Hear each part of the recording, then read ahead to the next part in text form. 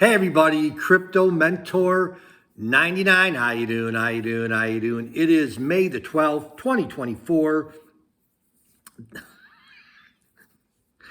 I'd make it Sunday. Coming to you from temporary global headquarters. Breaking news.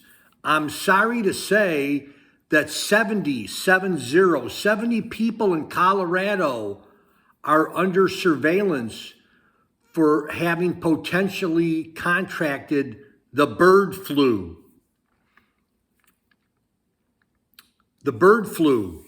Okay, is that from a bird? I guess I'm kind of laughing because I just got back from Guatemala, and now I'm reading about the bird flu, evidently. And the last time I was there, do the math, was March of 2020.